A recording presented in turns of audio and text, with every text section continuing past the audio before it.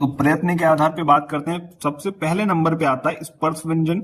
इनकी संख्या होती है 25, जो किसी न किसी भाग को स्पर्श करते हैं। मैंने अभी आपको बताया था का वर्ग हमेशा कंठ से बोला जाता है, चा वर्ग तालु से बोला जाता है, टा वर्ग मूर्धा से बोला जाता है, ता वर्ग दांत से और पा वर्ग ओठ से। और आपको सीक्वेंस में बता दूं, सबसे पहले कंठ आता है नीचे, फिर उसके बाद तालु, फिर मूर्धा, फिर दांत और फिर ओष्ठ। कई बार आपसे उच्चारण का क्रम भी पूछ लेता है, तो ये भी याद रखिएगा, कंठ तालु मूर्धा दांत और ओष्ठ। तो आप लोगों को ये चीजें क्लियर हो गई हैं। का कंठ से, चा तालु से, टा मूर्धा से और ता वर्ग दंत से, पा वर्ग ओष्ठ से।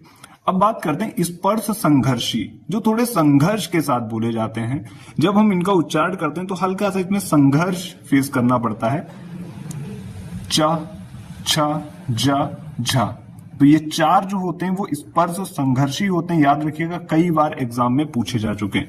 अगला है अंतस्थ व्यंजन। तो अंतस्थ व्यंजन इनकी संख्या 4 होती है, या, रा, ला, वा।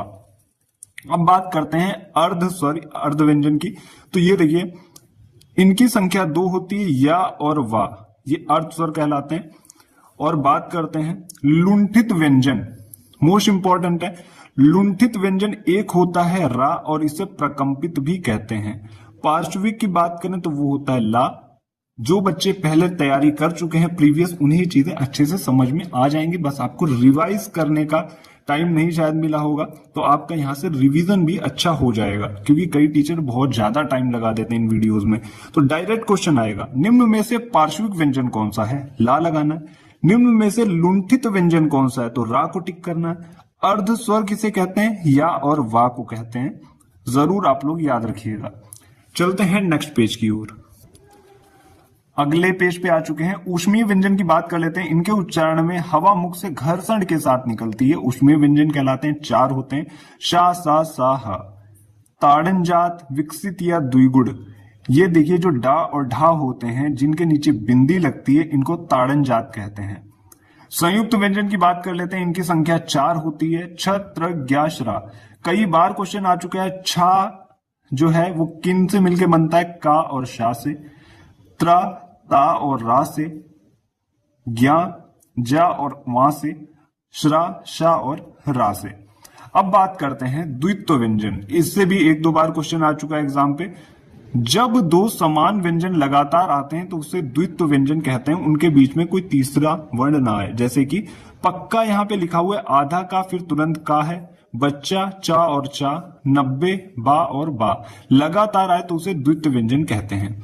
और मोस्ट इंपॉर्टेंट पार्ट जो था इस वीडियो का, वो था रा के रूप। कई टीचर आपको पढ़ाएंगे, कई टीचर आपको नहीं पढ़ाएंगे, लेकिन मैंने कोशिश की है सारी चीजें कवर करने की। तो देखिए, रा का एक पदेन रूप होता है। पदेन का मतलब होता है जो पैरों में रा लगता है, किसी भी अक्षर के नीचे रा जो लगता है इस टाइप से, तो इसको पदेन रूप कहते हैं। ये 2 टाइप का होता है, एक तो आप देख लीजिए इस टाइप का होता है, और एक होता है इस टाइप का। जैसे ड्रम हम लिखते हैं या ड्रेस लिखते हैं तो इसके नीचे ये वाला रा लगता है, और इसे कहते हैं पूर्ण रा। आपसे क्वेश्चन कैसे पूछेगा, यूपीएसआई में मोस्टली फेवरेट क्वेश्चन है, पूछता है कि निम्न में से किस शब्द में पूर्ण रा का प्रयोग हुआ है। आप लोग याद रखिएगा, जो पैरों में चीज है नीचे लगी है वो हमेशा पूरी होगी, और रेफ वाला जो रा होता है इसको रेफ वाला रा कहते हैं, जो ऊपर लगता है। ये रा का रेफ रूप होता है। जैसे धर्म और कर्म, ये हमेशा आधा रा होता है।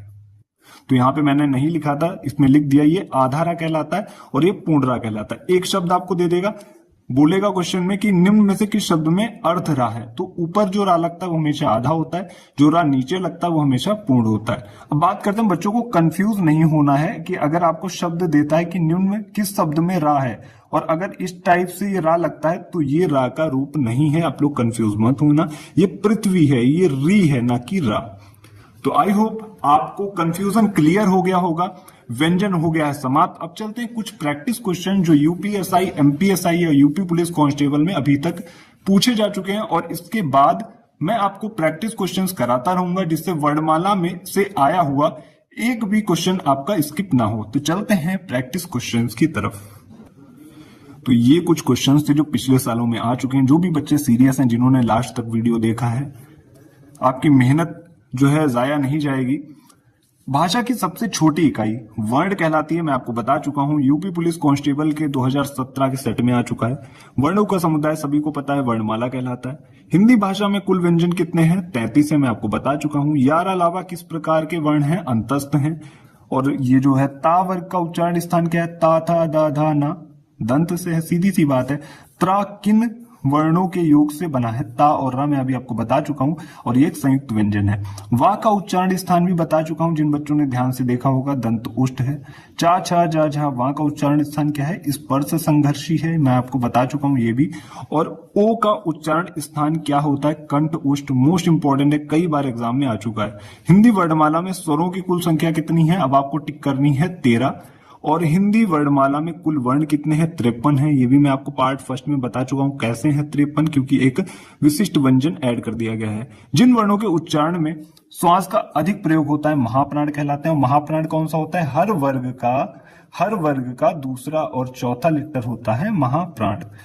छा का क्रम किस वर्ण के बाद आता है? आप लोग कंफ्यूज मत होना, जब हम लोग छतरी वाले छा को तोड़ते हैं तो ये